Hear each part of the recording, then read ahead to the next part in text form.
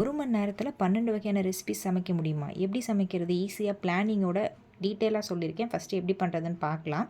First கத்திரிக்காய் role பண்ணிடலாம். கடுகு, உளுந்தம்பருப்பு, கருவேப்பிலை, பெரிய வெங்காயம் இதெல்லாம் நல்லா வதங்கினதுக்கப்புறம் நம்ம வந்து நீல வாக்கில் அரிஞ்சு வச்சுருக்க கத்திரிக்காய் ஆட் பண்ணிக்கலாம். கத்திரிக்காய்ங்கிறது சீக்கிரமாக வதங்கிடும்.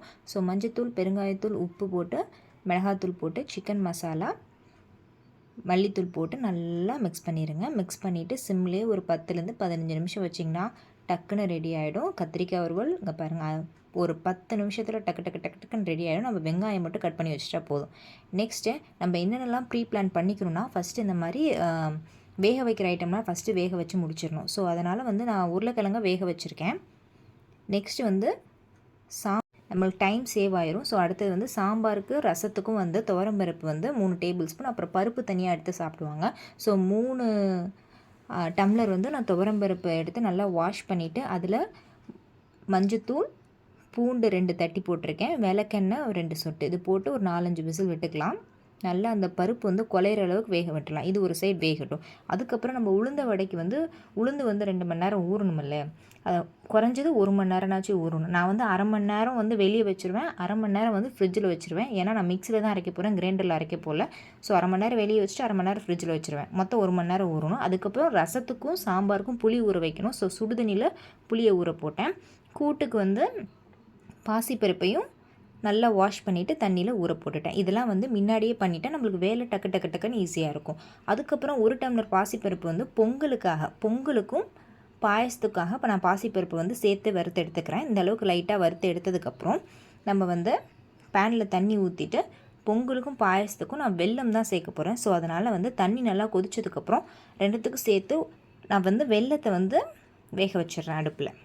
வெல்லம் நல்லா கரைஞ்சா போதும், ரொம்ப கெட்டியாகணும், பாவு கன்சிஸ்டன்சிலாம் தேவையில்லை.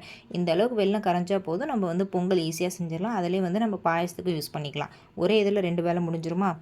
நெக்ஸ்ட் வந்து இப்போ வந்து சக்கரை பொங்கல் தான் ஃபஸ்ட்டு பண்ண போகிறோம். ஸோ அதனால் வந்து ஃபஸ்ட்டு பச்சரிசியை நல்லா 2-3 டைம் வாஷ் பண்ணிவிட்டு நம்ம வறுத்த பாசிப்பருப்பு 1/2 டம்ளர், பச்சரிசி 1 டம்ளர் போட்டு 1.5 டம்ளராக, ஸோ அப்போ 3 டம்ளர் தண்ணி ஊற்றி உப்பு போட்டு குக்கரில் ஒரு 4 விசிலுக்கு வேக விட்டுருங்க.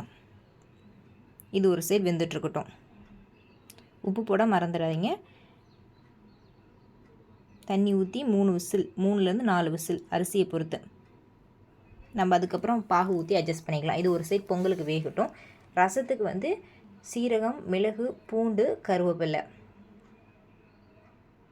இது எல்லாத்தையும் நல்லா 1-2 இடிச்சிட்டு அதுக்கப்புறம் நம்ம வந்து ரசம் வந்து இந்த மாதிரி நுணுக்கி நம்ம இடித்து செய்யும் போது அதோட வாசனை வந்து சூப்பராக இருக்கும். ஸோ அதனால் டக்கு டக்கு டக்குன்னு இடிச்சிட்டு இதுக்கு மேலே கருவேப்பிலை, அதுக்கப்புறம் வரமிளகாய் 2 கிள்ளி போட்டுக்கலாம்.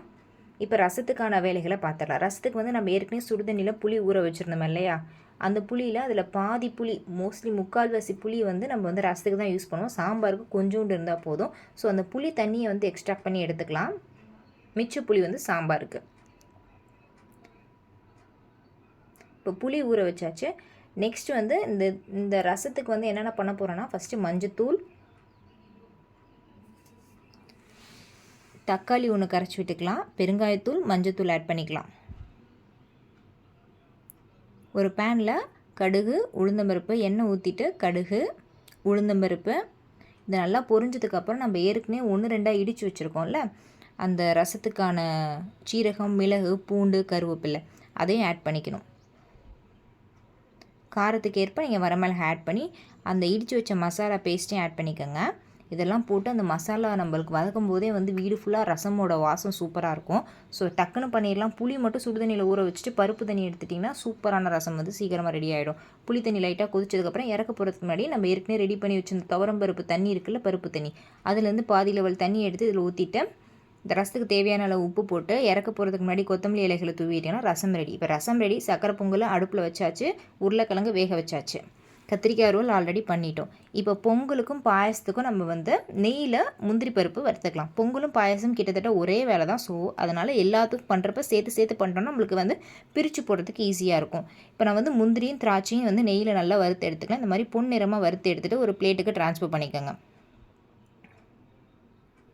நெக்ஸ்ட்டு நம்ம குக்கரில் வேக வச்சுருந்த பாசிப்பருப்பு, அதுக்கப்புறம் பச்சரிசி, அதுக்கப்புறம் நம்ம ஏற்கனவே காய்ச்சி வச்சுருந்த வெள்ளைப்பாகு அதை ஊற்றி நம்ம கன்சிஸ்டன்சி அந்த வெள்ளத்தை ஊற்றி வெள்ளைப்பாகு ஊற்றி கன்சிஸ்டன்சி அட்ஜஸ்ட் பண்ணிக்கோங்க. நான் தேங்காவோட ஏலக்காவும் சேர்த்து போட்டிருக்கேன். ஸோ அதனால் ஏலக்காய் பவுட்ரு, அப்புறம் முந்திரி, திராட்சை. சக்கரை பொங்கல் கொஞ்சம் தண்ணியாகவே இருக்கட்டும், ஏன்னா டைம் ஆக ஆக கொஞ்சம் இறுக ஆரம்பிச்சிடும். ஸோ கொஞ்சம் தண்ணியாகவே நீங்கள் வைங்க. ஸோ சக்கரை பொங்கல் ரெடி ஆயிடுச்சு. நெக்ஸ்ட்டு வந்து கடுகு, உளுந்தம்பருப்பு, சோம்பு. நம்ம ஏற்கனவே என்ன பண்ணி வச்சுருந்தோம், உருளைக்கிழங்கு ஆல்ரெடி வேக வச்சுருந்தோம் இல்லையா? ஸோ அந்த உருளைக்கிழங்குக்கான ப்ராசஸ் தான் இது. கடுகு, உளுந்தம்பருப்பு, சோம்பு போட்டு வெங்காயம் போட்டு நல்லா தாளிச்சிருங்க. பூண்டு வந்து இடித்து சேர்த்தா தான் இந்த உருளைக்கிழங்கு வறுவல் வந்து டேஸ்ட்டாக இருக்கும். ஸோ அதனால் பூண்டு வந்து 1-2 இடிச்சிட்டு சேர்த்துக்கலாம். இதுக்கு சில பேர் தக்காளி ஆட் பண்ணுவாங்க, சில பேர் தக்காளி ஆட் பண்ண மாட்டாங்க. நான் தக்காளி ஆட் பண்ணி தான் செய்வேன். ஸோ அப்போ தான் அந்த கிரேவி கொஞ்சம் நிறையா இருக்க மாதிரி இருக்கும். இதுக்கு தேவையான உப்பு போட்டு தக்காளி ஆட் பண்ணிவிட்டு நம்ம ஏற்கனவே வேக வச்சுருந்த உருளைக்கிழங்கு. இதுக்கு உருளைக்கிழங்கு வந்து நீங்கள் உப்பு போட்டு தான் வேக வச்சுருப்பீங்க. ஸோ அதனால் இதில் உப்பு போடும்போது கொஞ்சம் பார்த்து போட்டுக்கோங்க. கொஞ்ச நேரம் மூடி போட்டு எந்த ஒரு மசாலாமே யூஸ் பண்ணாமல் மூடி போட்டு அந்த தண்ணிலாம் இறுகினதுக்கப்புறம் நம்ம வந்து மிளகாத்தூள் 1 டீஸ்பூன், மல்லித்தூள் 1/2 டீஸ்பூன் இது போட்டு நல்லா வந்து கிளறி விட்டுட்டா ஒரு 5 நிமிஷத்தில் ரெடி ஆகிடும். ஏன்னா உருளைக்கிழங்கு ஏற்கனவே வேக வச்சது. ஸோ கத்திரிக்காய் வறுவலும் உருளைக்கிழங்கு வறுவலும் ஈஸியாக பண்ணிடலாம். நெக்ஸ்ட்டு வந்து பாயசத்துக்கு இந்த மாதிரி தண்ணி வந்து 1/2 டம்ளர் ஊற வச்சு ஏற்கனவே வறுத்த வச்சுருந்த பாசிப்பருப்பு அதை நல்லா வெந்ததுக்கப்புறம் ஏற்கனவே ரெடி பண்ணி வச்சுருந்த வெள்ளைப்பாகு அதையும் ஆட் பண்ணிக்கலாம். தேங்காய் துருவல், ஏலக்காய் பவுட்ரு, அப்புறம் ஏற்கனவே வறுத்து வச்சுருந்த முந்திரி, திராட்சை. அவ்வளோதான். லைட்டாக கிண்டி விட்டால் பாசிப்பருப்பு பாயசம் ஒரு சைடில் ரெடி ஆகிடுச்சு. டக்குன்னு பண்ணிடலாம். ஒரு பொங்கலுக்கும் பாசிப்பருப்பும் கிட்டத்தட்ட எல்லாமே 2 வேலை. ஸோ டக்குன்னு சேர்த்து பண்ணிடலாம். அடுத்தது வந்து நம்ம வந்து கேரட் பொரியல் பண்ண போகிறோம். ஸோ அதே மாதிரி கடாயில் வந்து எண்ணெய் ஊற்றிட்டு கடுகு, உளுந்தம்பருப்பு, கருவேப்பில்லை, கடலைப்பருப்பு இது எல்லாத்தையும் போட்டுட்டு ஒரு பெரிய வெங்காயம் கட் பண்ணி ஆட் பண்ணிக்கலாம். இதெல்லாம் நல்லா வதங்கினதுக்கப்புறம் கேரட் பொரியலாம் டக்குன்னு வெந்துடும். கேரட்டு, கத்திரிக்காய், உருளைக்கிழங்கு வேக வச்சதுனால நம்மளுக்கு உருளைக்கிழங்கு வறுவல் ஈஸியாகிடுச்சு. அதனால் கொஞ்சம் இந்த மாதிரி வெஜிடபிள்ஸ்லாம் கொஞ்சம் நம்ம நிறைய இது பண்ணுறப்போ கொஞ்சம் சீக்கிரமாக வேகிற வெஜிடபிள்ஸாக எடுத்துக்கிட்டால் நம்மளுக்கு ப்ரிப்பேர் பண்ண கொஞ்சம் ஈஸியாக இருக்கும். கேரட் துருவி எடுத்திருக்கேன். அதுக்கு தேவையான அளவு உப்பு போட்டு நல்லா சிம்லேயே வச்சு நல்லா வதங்க விடுவோம். கொஞ்சம் கூட தண்ணி சேர்க்க வேண்டாம். தண்ணி சேர்க்காமல் இருந்தால் நம்மளுக்கு உதிரியாக வரும். லாஸ்ட்டாக இறக்க போகும்போது தேங்காய் கொஞ்சம் போட்டு இறக்குனிங்கன்னா நம்மளுக்கு டேஸ்ட்டு சூப்பராக இருக்கும். அவ்வளோதான். கேரட் துருவல் ரெடி ஆகிடுச்சு. கேரட் பொரியல் பொடலங்காய் பொரியல் எப்படி பண்ணுறதுன்னு பார்க்கலாம். அதே ப்ரொசீஜர் தான். என்ன கேரட்டுக்கு பதிலாக நம்ம வந்து பொடலங்காய் போட போகிறோம். அதே மாதிரி எண்ணெய் ஊற்றி கடுகு, உளுந்தம்பருப்பு, கடலைப்பருப்பு போட்டுட்டு காரத்துக்கு ஏற்ப பச்சை மிளகாய், கருவேப்பிலை போட்டு காரத்துக்கு ஏற்ப பச்சை மிளகாய், வெங்காயம் போட்டு நல்லா வதக்கி விடுங்க. வதக்கினதுக்கப்புறம் நம்ம ஏற்கனவே ரெடி பண்ணி வச்சுருந்த அந்த பரங்கிக்காய் வந்து ஆட் பண்ணிக்கலாம். கட் பண்ணி வச்சுருந்த பரங்கிக்காய். இந்த பரங்கிக்காய் வந்து அப்பப்போ தண்ணி ஊற்றிட்டு உப்பு போட்டுருங்க. அப்பப்போ தண்ணி ஊற்றி மூடி வச்சுருங்க. அவ்வளோதான், பரங்கிக்காய் வந்து ரெடி ஆகிடும். இது எல்லாத்தையும் போட்டு மிக்ஸ் பண்ணி விட்டு மூடி வச்சிட்டிங்கன்னா கொஞ்ச நேரம் சிம்லேயே வச்சுருந்தீங்கன்னா பரங்கிக்காய் வந்து கொஞ்சம் இதுக்கு டைம் எடுத்துக்கும். ஆனால் டேஸ்ட் வந்து சூப்பராக இருக்கும். நெக்ஸ்ட்டு வந்து உளுந்த வடை. அதுக்கு வந்து நான் வந்து 1/2 மணி நேரம் வெளியேயும் 1/2 மணி நேரம் ஃப்ரிட்ஜ்லேயும் உளுந்தை வந்து ஊற வச்சுருந்தேன். அந்த உளுந்தை வந்து நல்லா 2-3 டைம் வாஷ் பண்ணிவிட்டு மிக்ஸி ஜாரில் தான் அரைக்க போகிறேன். ஸோ அதனால் 4-5 ஐஸ் க்யூப்ஸ் போட்டு அரைச்சா தான் உங்களால் வந்து உளுந்து வந்து நல்லா வந்து ஹீட் ஆகாமல் நம்மளுக்கு கிரைண்டரில் ஆட்டின மாதிரி கன்சிஸ்டன்சி கிடைக்கும். இந்த மாதிரி நீங்கள் வந்து விஸ்க் வச்சு நல்லா மிக்ஸ் பண்ணி விட்டிங்கன்னா உங்களுக்கு வந்து ஏர் பபிள்ஸ்லாம் ஃபார்ம் ஆகாது. வடை நல்லா சாஃப்டாக வரும் இந்த மாதிரி கலக்கும்போது. இப்போ வடைக்கு தேவையானதெல்லாம் என்னது? வெங்காயம், மிளகு, அப்புறம் கருவேப்பிலை, உப்பு தேவையான அளவு, இதெல்லாம் போட்டு நல்லா மிக்ஸ் பண்ணிவிட்டு அப்புறம் காரத்துக்கு ஏற்ப நீங்கள் பச்சை மிளகாய், வரமிளகாய் இது 2த்தில் எது வேணாலும் ஆட் பண்ணிவிட்டு அதுக்கப்புறம் எண்ணெய் நல்லா ஹீட் ஆனதுக்கப்புறம் அந்த வடையை போட்டு எடுத்துடலாம். இது நல்லா எவ்வளோக்குள்ளே இந்த விஸ்கில் அந்த ஏர் பபிள்ஸ்லாம் ஃபார்ம் ஆகாமல் நீங்கள் நல்லா இது பண்ணுறீங்களோ கிரைண்டரில் ஆட்டின மாதிரியே இருக்கும். உங்களுக்கு விலக்கி கழுவுறதுக்கு ஈஸியாக இருக்கும். கிரைண்டர் ஃபுல்லாக கழுவிட்டு இருக்கணும். உங்களுக்கு அதே டேஸ்ட்டில் அதே அளவு சாஃப்டாகவும் ஃப்ளஃபியாகவும் உங்களுக்கு வடை கிடைக்கும். இந்த மாதிரி ட்ரை பண்ணி பாருங்கள். இந்த மாதிரி விஸ்கு வச்சு நல்லா நீங்கள் ஆனால் மிக்ஸி ஜாரில் அந்த உளுந்து போடும்போது ஐஸ் க்யூப்ஸ் கண்டிப்பாக ஆட் பண்ணும். கொஞ்சம் நேரம்னாச்சும் நீங்கள் வந்து அந்த உளுந்து வந்து ஃப்ரிட்ஜில் வச்சு எடுங்க. எண்ணெய் நல்லா ஹீட் ஆனதுக்கப்புறம் ஒவ்வொரு வடையாக போட்டு எடுத்துக்கலாம். இது பார்க்க தான் பெரிய ப்ரொசீஜர் மாதிரி இருக்கும். முன்னாடியே ஃபஸ்ட்டு ஸ்டார்டிங்கே உளுந்து, பருப்பு இதெல்லாம் வந்து புளி இதெல்லாம் வந்து முன்னாடியே ரெடி பண்ணி வச்சிட்டிங்கன்னா ஈஸியாக இருக்கும். வடை ரெடி ஆயிடுச்சு. அடுத்தது டக்குன்னு மெயினான டிஷ்ஷுனா சாம்பார். ஸோ சாம்பாருக்கு கடுகு, உளுந்தம்பருப்பு, கருவேப்பிலை போட்டுட்டு சின்ன வெங்காயம் வதங்கினதுக்கப்புறம் ஒரு தக்காளி ஆட் பண்ணிக்கலாம். தக்காளி நல்லா வதங்கணும். வதங்கினதுக்கப்புறம் நம்ம வந்து உங்களுக்கு சாம்பாருக்கு என்ன காய் பிடிக்குமோ அந்த காய் வந்து நீங்கள் ஆட் பண்ணிக்கோங்க. நான் வந்து பீன்ஸ் கேரட் இருந்துச்சு. ஸோ பீன்ஸ் கேரட் சாம்பார் வச்சிடலாம். ஸோ அதனால் பீன்ஸ் கேரட் உருளைக்கிழங்கு நீங்கள் என்ன காய் வேணாலும் சாம்பாருக்கு ஆட் பண்ணிக்கலாம். இது கூட வந்து நான் சாம்பார் தூள் இருந்ததுனால சாம்பார் தூள் ஆட் பண்ணேன். சப்போஸ் உங்கள்கிட்ட சாம்பார் தூள் இல்லைனா மல்லித்தூள், மிளகாத்தூள், சீரகத்தூள் இந்த 3 தூளுமே வந்து ஒவ்வொரு டீஸ்பூன் ஆட் பண்ணிக்கோங்க. அப்புறம் பெருங்காயத்தூள், மஞ்சத்தூள். நான் வந்து சாம்பார் தூள், மஞ்சத்தூள், பெருங்காயத்தூள் ஆட் பண்ணியிருக்கேன். உங்கள்கிட்ட சப்போஸ் சாம்பார் தூள் இல்லைனா மிளகாத்தூள், மல்லித்தூள் ஆட் பண்ணிக்கோங்க. சீரகத்தூள் லைட்டாக. இந்த தூள்லாம் போட்டதுக்கப்புறம் உடனே அந்த பருப்பு தண்ணி ஊற்றிடக்கூடாது. கொஞ்சம் நேரம் அந்த தண்ணியிலே வந்து அது நல்லா கொதிச்சா தான் அது வந்து நல்லாயிருக்கும். நல்லா அந்த காயிலெல்லாம் அந்த சாறு அந்த ஃப்ளேவர் வந்து இறங்கும். அதுக்கப்புறம் நம்ம ஏற்கனவே ரெடி பண்ணி வச்சுருந்த துவரம்பருப்பு தண்ணி, பருப்பு தண்ணி ஊற்றி நல்லா ஆட் பண்ணிட்டு நல்லா கொதிச்சதுக்கப்புறம் மிச்சம் இருந்த புளி தண்ணி, ரசத்துக்கு வச்சுட்டு மிச்சம் ஒரு புளி தண்ணி வச்சுருந்தோம்ல அந்த புளி தண்ணி எடுத்து இதில் ஆட் பண்ணிக்கலாம். நம்ம இந்த பருப்பு, உருளைக்கிழங்கு, பாசிப்பருப்பு இதெல்லாம் வேக வச்சோம்ல அந்த டயத்தில் வந்து நம்ம வந்து இந்த மாதிரி காய்கறி, பெரிய வெங்காயம் இதெல்லாம் கட் பண்ணி வச்சோம்னா, பச்சை மிளகாய் இதெல்லாம் கட் பண்ணி வச்சோம்னா நம்மளுக்கு ஈஸியாக வேலை முடிஞ்சிடும். ஒவ்வொரு அடுப்பாக டக்குன்னு காலியாக நம்ம டக்குன்னு ஒவ்வொரு பொரியல் பண்ணிகிட்ருக்கலாம். ஸோ ஈஸியான சாம்பார் ரெடி ஆகிடுச்சு. டக்குன்னு வச்சாச்சு. அடுத்தது வந்து மோர் குழம்பு.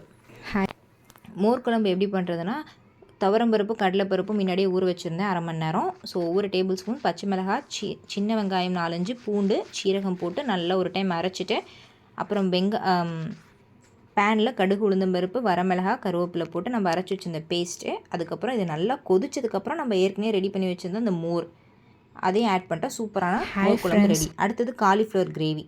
இதுதான் லாஸ்ட் அண்ட் ஃபைனல். டக்குன்னு பண்ணிடலாம். இது கொஞ்சம் ப்ராசஸ் அதிகம் தான்.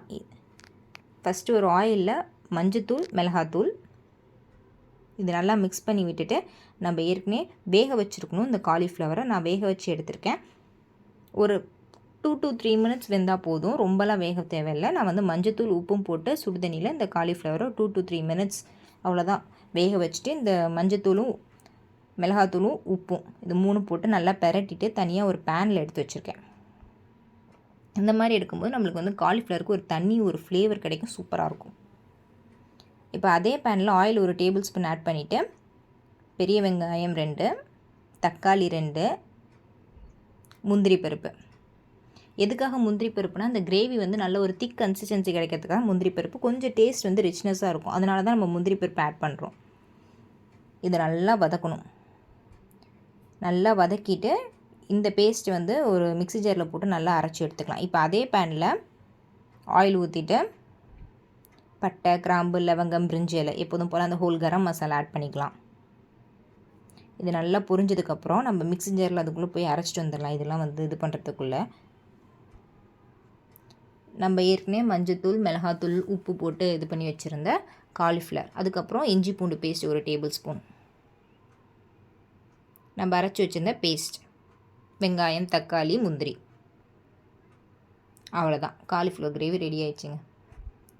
இது போட்டு ஒரு பெரட்டிட்டு இதுக்கு தேவையான தூள் மிளகாத்தூள், மல்லித்தூள், கரம் மசாலா இந்த 3 பவுடரும் போட்டு மறுபடியும் ஒரு பெரட்டிட்டு சூப்பரான கிரேவியான டேஸ்ட்டாக இருக்கும். லைட்டாக தண்ணி ஊற்றிட்டு நல்லா ஒரு 5 நிமிஷம் கொதிச்சா போதும், டக்குன்னு ரெடி ஆகிடும். சூப்பராக இருக்கும் இந்த டேஸ்ட்டு. கண்டிப்பாக ட்ரை பண்ணி பாருங்கள்.